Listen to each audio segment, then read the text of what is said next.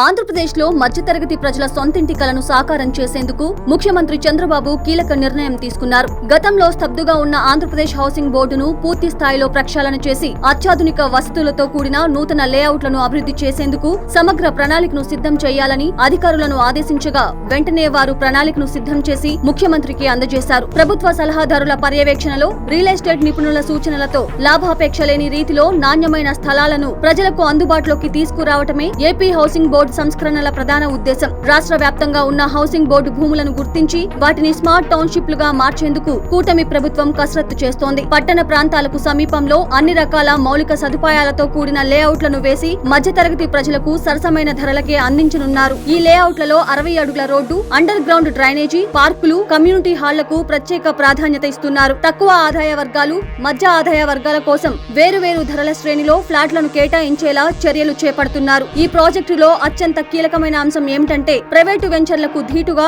అత్యున్నత ప్రమాణాలను పాటించడం. మధ్యతరగతి ప్రజలకు బ్యాంకుల నుంచి తక్కువ వడ్డీకే గృహ రుణాలు లభించేలా హౌసింగ్ బోర్డు ప్రత్యేక ఒప్పందాలు చేసుకోబోతోంది. దీనివల్ల సామాన్యులకు ఆర్థిక భారం తగ్గటంతో పాటు రిజిస్ట్రేషన్ ప్రక్రియలోనూ పారదర్శకత పెరుగుతుంది. అమరావతి రాజధాని ప్రాంతంతో పాటు విశాఖపట్నం, విజయవాడ, తిరుపతి వంటి ప్రధాన నగరాల్లో పైలట్ ప్రాజెక్టులుగా ఈ లేఅవుట్లు అభివృద్ధి ఉంటుంది. నూతన లేఅవుట్లకు సంబంధించి నోటిఫికేషన్లు అతి త్వరలోనే విడుదల కాబోతున్నాయి.